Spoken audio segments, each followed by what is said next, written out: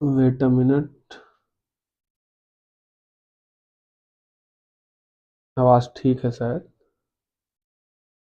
चलिए, वैसे तो हमारा प्लान था वो 2 इलस्ट्रेशन जो था आपका वो समझने का और डेरिवेटिव के अंदर, लेकिन वो ख़ास इम्पोर्टेंट नहीं है, तो जो इम्पोर्टेंट है वो है अभी के लिए पोर्टफोलियो। ठीक है, हम लोग पोर्टफोलियो पढ़ लेंगे और आपको मैंने कहा था कुछ कैलकुलेटर ट्रिक्स है, उसके बारे में हम लोग एट द एंड जब पोर्टफोलियो ख़त्म हो जाएगा तो हम लोग समझ लिया जाएगा। ठीक है, तो अभी जो इम्पोर्टेंट है वो कर लिया जाए। अब पोर्टफोलियो का एक सीक्वेंस है, जब भी पोर्टफोलियो आता है बच्चे फार्मूला याद करने में कंफ्यूज होते हैं, जो कि काफ़ी इजी है याद करना। ठीक है, सबसे पहले पोर्टफोलियो होता क्या है? पोर्टफोलियो कुछ नहीं है, नंबर ऑफ इन्वेस्टमेंट। ठीक है, एक इंसान ने कितना इन्वेस्ट किया, कितना अमाउंट इन्वेस्ट किया, ए लिमिटेड में कितना इन्वेस्ट किया, बी लिमिटेड में कितना इन्वेस्ट किया, म्यूचुअल फंड में कितना इन्वेस्ट किया। खैर आपको म्यूचुअल फंड सब साथ में नहीं देता, पर साथ में दे तो क्या होगा, बॉन्ड में कितना इन्वेस्ट किया, कैश कितना रखे हुए, ये उसका एक पोर्टफोलियो होता है।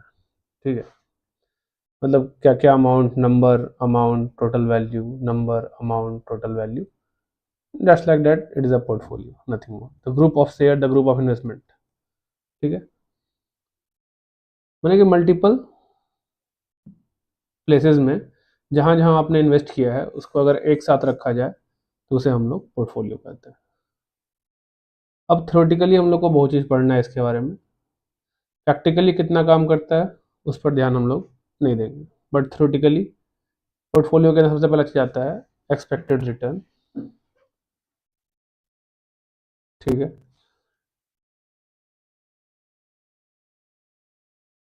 सेकंड आता है variance, then after standard deviation,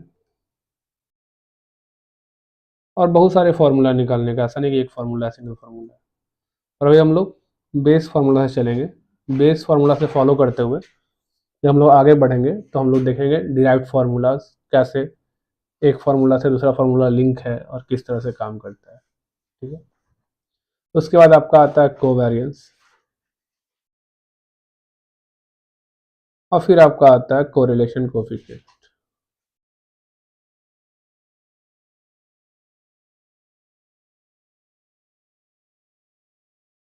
ठीक है, यही सीक्वेंस है, ध्यान रखिएगा, यही सीक्वेंस है। एक्सपेक्टेड रिटर्न क्या होता है? कुछ नहीं, मान लेते हैं एक सिक्योरिटी है, एक सिक्योरिटी है सिंगल, मान लेते हैं एक्स लिमिटेड का शेयर है। ठीक है, उसका अलग अलग एस्टिमेशन हो सकता है प्राइस का, हो सकता है कि नहीं। मान लिया आपने उसे 100 रुपये में खरीदा है, तो आप क्या एस्टिमेट करिएगा? हो सकता है कल 105 हो जाए, 110 हो जाए, 90 हो जाए, 80 हो जाए, 120 हो जाए, 85 हो जाए। ये एस्टिमेट है हमारा। ठीक है, ये जो हम एस्टिमेट करते हैं ये फ्यूचरिस्टिक एस्टिमेट था, समझ में आया? फ्यूचरिस्टिक एस्टिमेट आगे हो जाए 105, 110, 120, 90, 80, 85, ये क्या था? Futuristic estimate. तो यहाँ क्या आता है? प्रोबेबिलिटी। 105 होने का कितना परसेंट चांस है? हमने बोला 10%। 110 होने का 20%, 120 होने का 5%, 90 होने का 25%। ऐसे करते हुए बेसिकली 100% के अंदर ही सारा हमारा प्रोबेबिलिटी रहेगा। ठीक है, तो ये हुआ फ्यूचरिस्टिक डाटा। इसके बेस पे भी हम लोग एक्सपेक्टेड रिटर्न निकालते हैं अगर हमें फ्यूचरिस्टिक डाटा दिया गया है। जब भी फ्यूचरिस्टिक डाटा दिया जाएगा आपको प्रोबेबिलिटी देगा, ऑब्वियस सा बात है। भविष्य के बारे में कौन जानता है? कोई नहीं जानता। तो भविष्य के लिए हम क्या करते हैं? एस्टिमेट करते हैं, प्रोबेबिलिटी निकालते हैं, हमें क्या प्रोबेबल है कि क्या हो सकता है। 105 होने का कितना चांस है? 10%। 110 होने का 20%। दैट इज अ प्रोबेबिलिटी, क्या चांसेस है। उसके बेस पे भी निकलता है एक्सपेक्टेड रिटर्न। दूसरा बेस होता है आपका पास डाटा, कि जब हमने 100 रुपये में खरीदा, ठीक है, हमने आज 100 रुपये में खरीदा, पहले आज से 2 दिन पहले, 3 दिन पहले, 4 दिन पहले, 5 दिन पहले क्या क्या प्राइस था? एक समय 90 रेट था, एक समय 80 था, एक टाइम पे 105 भी था, एक टाइम पे 110 भी था, एक टाइम पे 70 भी था। ठीक है, और बताइए, एक टाइम पे 65 भी था, 120 भी था, और मान लेते हैं 115 भी था। ये क्या हुआ, हिस्टोरिकल डाटा, हमारे खरीदने के पहले क्या क्या प्राइस था उसका, 90, 80, 105, 110। तो ये सारे प्राइस में कोई प्रोबेबिलिटी नहीं है। क्यों? क्योंकि ये डाटा फिक्स है, हो चुका है, ये चीजें पास्ट में हो चुकी है। 90 रुपया था एक समय, 80 रुपया था एक समय, 105 रुपया था एक समय, 110 रुपया था एक समय, 70, 65, 120 था एक समय। तो इस टाइम में हम लोग को प्रोबेबिलिटी नहीं चाहिए होता है, हम लोग को नंबर मालूम है, डाटा कितना डाटा लिया हमने। जैसे यहाँ पे 8 डाटा है, 8 डाटा है कि नहीं है, 1 2 3 4 5 6 7 8, 8 डाटा है। तो इस केस में बस डिवाइड बाई एन होता है, सबको जोड़ के 90 plus 80 plus 105 plus 110 plus 70 plus 65 plus 120 plus 115 by N. इससे हम लोग निकाल सकते हैं कि हमारा क्या होगा, एक्सपेक्टेड प्राइस क्या होना चाहिए। और उसके बाद हम लोग, जब हमें मालूम है 100 रुपया है तो एक्सपेक्टेड प्राइस ये है, तो माइनस करके अपना निकाल सकते हैं कि हमारा रिटर्न क्या होगा, एक्सपेक्टेड रिटर्न क्या होगा। खैर डिफरेंट पॉइंट है, वो आएंगे उसके अंदर, आगे पढ़ेंगे। तो अभी के लिए हमें क्या समझना है, सर डाटा दो तरह से हो सकता है, एक हिस्टोरिकल डाटा हो सकता है, एक फ्यूचरिस्टिक डाटा हो सकता है। क्या इसमें कोई दिक्कत है? हाँ,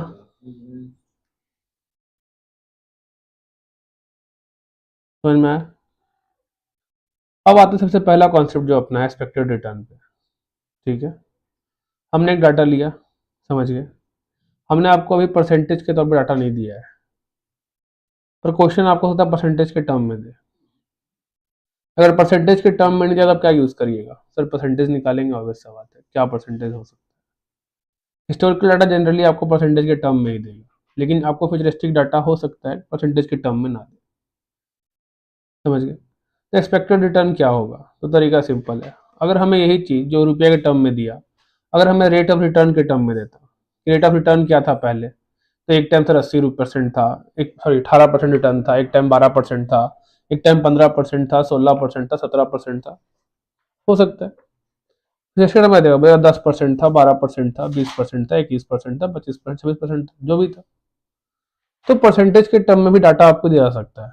ठीक है, अगर रुपये के टर्म में दिया तो क्या करें, तो रुपये के टर्म में जनरली आपको देगा तो फ्यूचरिस्टिक डाटा ही देगा। ठीक है, पास डाटा नहीं देगा। समझ में? पास डाटा के केस में क्या करेंगे, सर हमारा P1 तो ये रहेगा ना, P0 ये रहेगा, क्या समझे? ठीक है, लेकिन फ्यूचरिस्टिक डाटा में क्या होगा, P0 ये रहेगा, P1 ये रहेगा, ये याद रखिएगा। सर अलग बात है P0 P1, आइए आप लोग सॉल्व करिए इधर, समझिए इस चीज को। जब भी हम बात कर रहे हैं एक्सपेक्टेड रिटर्न की,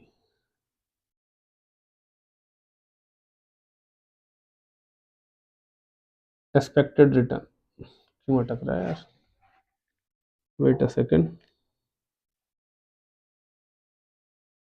okay,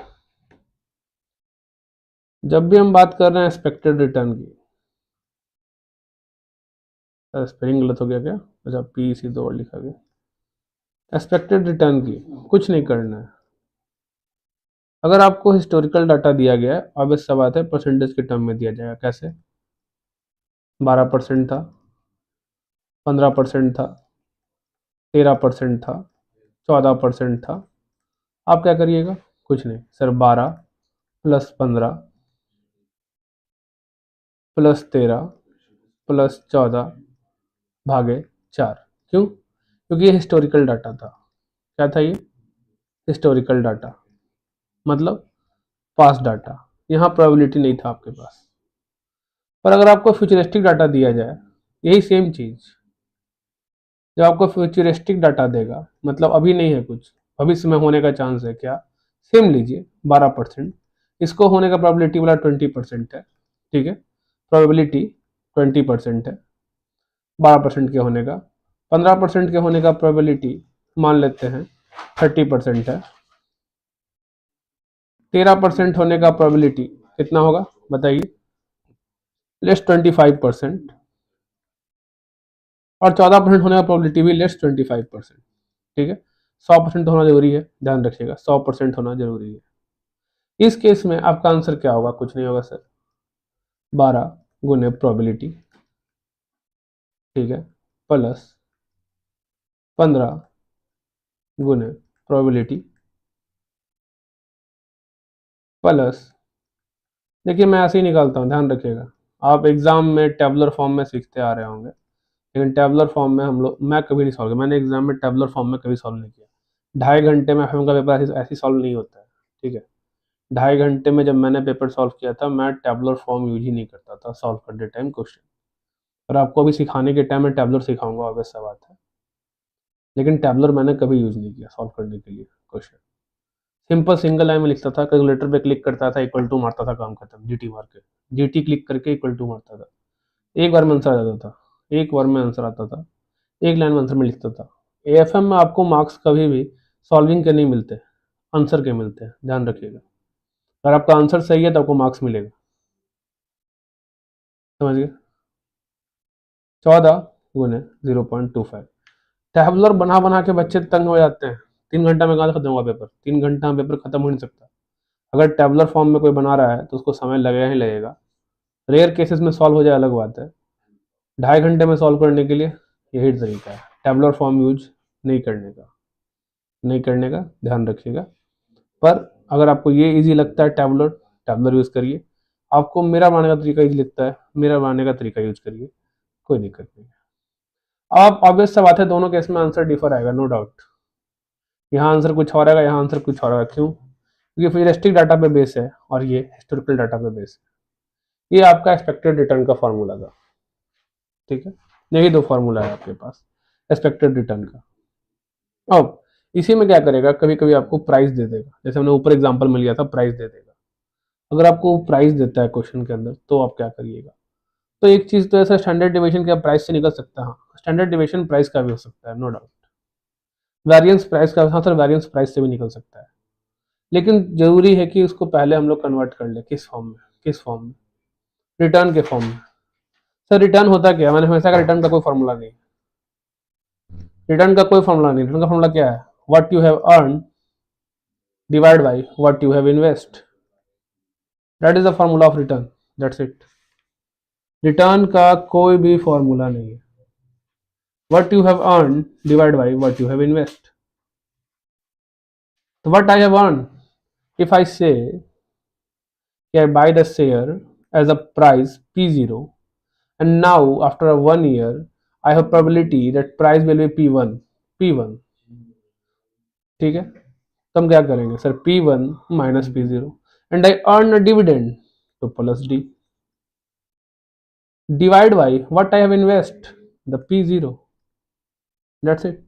there is no formula, is not formula, it is simple. Return का कोई भी फॉर्मूला नहीं होता।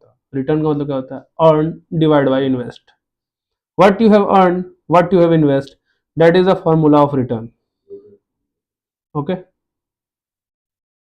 तो इस फॉर्मूला को रटने की जरूरत क्या है, P1 minus P0 plus D divide by P0, that's it.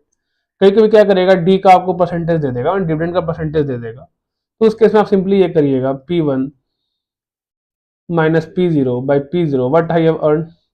तो आपको डी का परसेंटेज ही दे दिया है तो परसेंटेज को ही जोड़ देंगे, डी परसेंट। ऑब्वियस सा बात है, यहाँ पे अगर 0 पॉइंट समथिंग परसेंट, या तो इसको इंटू 100 करके फिर डी परसेंट जोड़िए, या डी को 0 पॉइंट जो भी परसेंटेज है उसके फॉर्म में कन्वर्ट, नंबर के फॉर्म में कन्वर्ट कर लीजिए और फिर उसके साथ जोड़िए, ठीक है।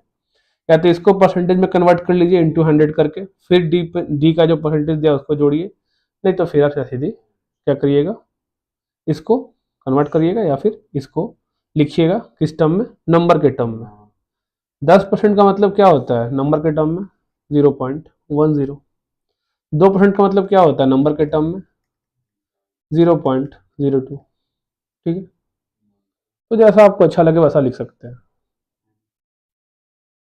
सर आपने ये क्यों बताया, ये रिटर्न का फॉर्मूला है। सर अभी आपने क्या बताया, वो एक्सपेक्टेड रिटर्न था, ध्यान दीजिएगा। ये एक सिंगल प्राइस के लिए रिटर्न क्या हो सकता है, एक सिंगल P1 के लिए रिटर्न क्या हो सकता है, एक सर्टेन डी के लिए रिटर्न क्या हो सकता है, ठीक है। अगर एक शेयर हमने P0 पे खरीदा और उसका दाम अगर P1 हो गया, P1 कुछ भी होता है, 100 रुपया, 150 रुपया, 200 रुपया, 300 रुपया, P0 फिक्स रहेगा जिसपे हमने खरीदा है, 100, 120, 125 जो भी है, और डी क्या, जो डिविडेंड कमाया, ठीक है। डिविडेंड अगर दिया तो डी, नहीं दिया तो कुछ नहीं, काम खत्म। ये रिटर्न का फॉर्मूला एक ट्रांजेक्शन के लिए, ट्रांजेक्शन का मतलब एक स्ट्रेन, मैंने एक अगर ब्रांच, अगर ट्री है तो ट्री के एक ब्रांच के लिए, ठीक है। दूसरे ब्रांच के लिए, तीसरे ब्रांच के लिए, चौथे ब्रांच के लिए, पांचवें ब्रांच के लिए क्या होगा हम निकाल सकते हैं, कोई दिक्कत नहीं है। क्या समझे? इन सबको निकालने के बाद अगर हमें बोला जाए एक्सपेक्टेड क्या होगा, तो सिंपल है सर, इसका होने का प्रोबेबिलिटी क्या है, इसके ब्रांच का प्रोबेबिलिटी क्या है, इस ब्रांच का प्रोबेबिलिटी क्या है, इस ब्रांच के होने का प्रोबेबिलिटी क्या है, और इस ब्रांच के होने का प्रोबेबिलिटी क्या है, that's it, that is expected return if data is futuristic. If data is past data, then what? Divide by n. Divide by n. Divide by n. ठीक है, डिवाइड बाई n. ध्यान रखिएगा n क्या होता है, number of data. यहाँ 4 था तो n 4 होगा. अगर यहाँ हम 5 डाटा ले ले तो ये n क्या होगा, 5 होगा. That's it. अब हम लोग आएंगे अपने फर्स्ट क्वेश्चन पे. ठीक है, और उसका फर्स्ट पार्ट सॉल्व करेंगे. और देखिए उसको सॉल्व करने का दो तरीका है. सबसे पहला चीज, हमारा फर्स्ट क्वेश्चन कहता है एक स्टॉक है जिसका कॉस्टिंग है 120, डिविडेंड नहीं पे कर रहा, तो ये क्या है, P0. 120 आज का प्राइस जिस पे हम इंटर कर रहे हैं, खरीद रहे हैं, बेच रहे हैं, जो भी कर रहे हैं उससे मतलब नहीं है. P0. ठीक है. पॉसिबल प्राइस, जैसे ही बोला पॉसिबल प्राइस मतलब ये क्या है, फ्यूचरिस्टिक डाटा है. जैसे ही फ्यूचरिस्टिक डाटा है, हमें पता है प्रोबेबिलिटी देगा वो. उसने प्रोबेबिलिटी दिया कि प्राइस 115 हो सकता है, उसका चांस 10% है. प्राइस 120 हो सकता है, उसका चांस 10% है. प्राइस 125 हो, उसका चांस 20% है. प्राइस 130 हो सकता है, उसका चांस 30% है. प्राइस 135 हो सकता है, उसका चांस 20% है. प्राइस 140 हो सकता है, उसका चांस 10% है. तो अगर आपको एक्सपेक्टेड रिटर्न निकालने का दो तरीका है. फर्स्ट थिंग, हम एक्सपेक्टेड प्राइस निकाल लें. मतलब सर एक्सपेक्टेड P1 निकाल ले, आप कहना चाह रहे हैं. हाँ ऑब्वियसली एक्सपेक्टेड P1 निकाल ले. क्या कि P0 तो पता है हमें, डिविडेंड है नहीं तो डी तो आएगा नहीं. डी तो मिसिंग है, डी है ही नहीं. अगर डी होता तो डी भी निकालते, एक्सपेक्टेड डी निकालते. एक्सपेक्टेड डी ऑब्वियस सा बात है, डी का फिर दिया रहता. या तो डी कांस्टेंट होता तो फिर डी बस जोड़ देता हर जगह, काम खत्म करते हैं. तो क्या किया जाए सर, एक्सपेक्टेड P1 निकाला जाए या पहले रिटर्न निकाला जाए हर प्राइस के लिए. 115 होने पर रिटर्न क्या हो सकता है, 120 होने पर रिटर्न क्या हो सकता है, 125 होने पर रिटर्न क्या हो सकता है, 130 होने पर रिटर्न क्या हो सकता है, 135 और 140 होने पर रिटर्न क्या हो सकता है. तो आपका क्वेश्चन का सेकंड पार्ट जो है वो आपको मजबूर करेगा ये करने के लिए कि आप हर केस में रिटर्न क्या होगा वो निकालिए, उसके बाद एक्सपेक्टेड रिटर्न निकालिए, सॉरी एक्सपेक्टेड प्राइस है, उसके बाद एक्सपेक्टेड रिटर्न निकालिए. ठीक है. अगर आपको टाइम सेव करना है तो ऑब्वियस सा बात है, क्वेश्चन का सेकंड पार्ट डिमांड कर रहा है, वो अब मैं आगे पढ़ाऊंगा आपको, वो डिमांड कर रहा है. उसके कारण आपको हर प्राइस का एक्सपेक्टेड रिटर्न निकालना होगा, हर प्राइस पे, हर प्राइस पे, हर प्राइस पे, हर प्राइस पे. तो क्या किया जाए, तो पैसा फिर भी सर इजी वाला तरीका बताइए ना. इस क्वेश्चन को इग्नोर करिए और इस वाले पार्ट का कैसे आंसर निकालते हैं. अगर इजी में निकालना है, एमसीक्यू आ जाए तो क्या किया जाए. चलिए, सबसे पहले एक्सपेक्टेड प्राइस निकालना है. एक्सपेक्टेड प्राइस कैसे निकलेगा, कुछ नहीं. अगर मैं होता तो मैं कहता कि एक्सपेक्टेड प्राइस निकालना काफ़ी इजी काम है, मैं कोई टेबलर फॉर्म यूज़ नहीं करने वाला, और मैं सिंपली कहता एक्सपेक्टेड प्राइस क्या होगा, तो 115 इंटू 0.10 प्लस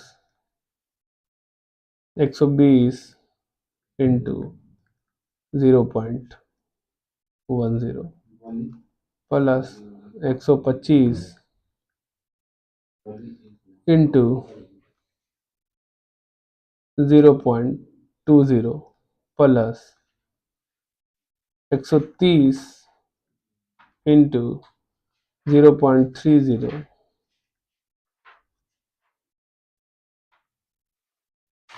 उसके बाद 135 इंटू 0.20 प्लस 140 इंटू 0.10.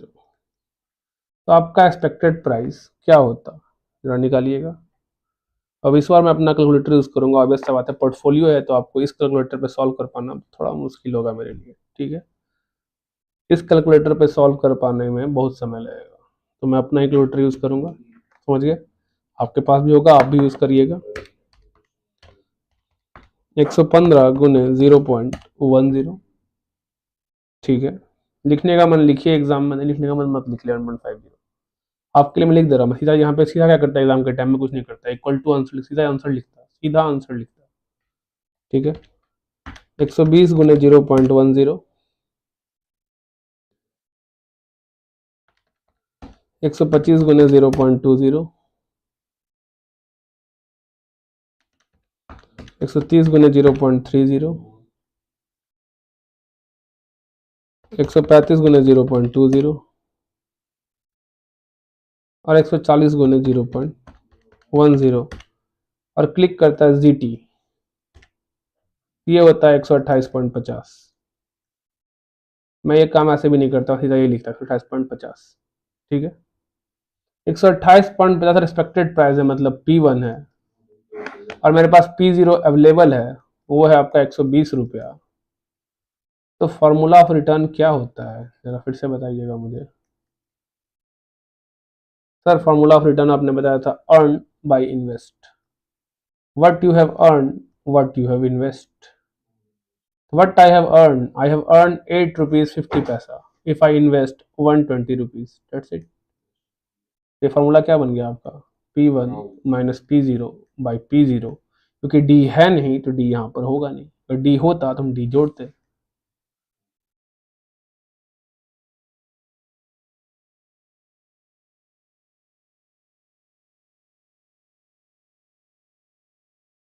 तो आपका आंसर कितना आएगा, निकाल लीजिएगा। 8.50 divide by 120 equals two into 100 7.0833%।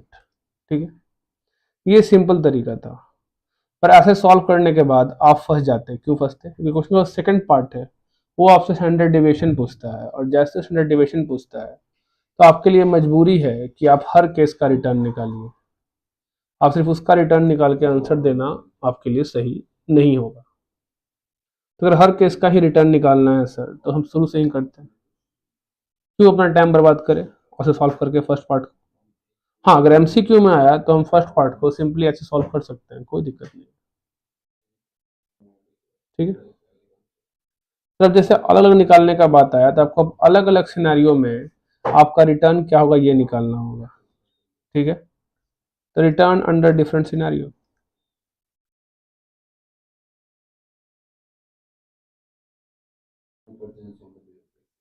क्या होगा आपका, डिफरेंट सिनेरियो में रिटर्न बताइए जरा। तो अगर हम फर्स्ट केस की बात करें, ऑब्वियस बात है, आप एग्जाम में सही से करिएगा, आंसर देख लीजिएगा कैसे सॉल्व किया, उससे उसी के थ्रू करिएगा। मैं आपको बस समझाता हूँ क्वेश्चन, ध्यान रखिएगा। मेरा काम सिर्फ गाइड करना है, मैं कभी नहीं कहता कि मैं आपको पढ़ाता हूँ, मैं गाइड करता हूँ। पढ़ना आपका काम है, मैं आपके लिए बस ईजी करता हूँ पढ़ना। अगर सिनेरियो 1 की बात करें सर, 115 रुपये चांस था होने का, इसका मतलब सर 120 रुपये यहाँ पे दिया हुआ था, 120। तो सर रिटर्न का जो फॉर्मूला होगा सर, फर्स्ट सिनेरियो में हम कह सकते हैं कि 115 माइनस 120 बाई 120।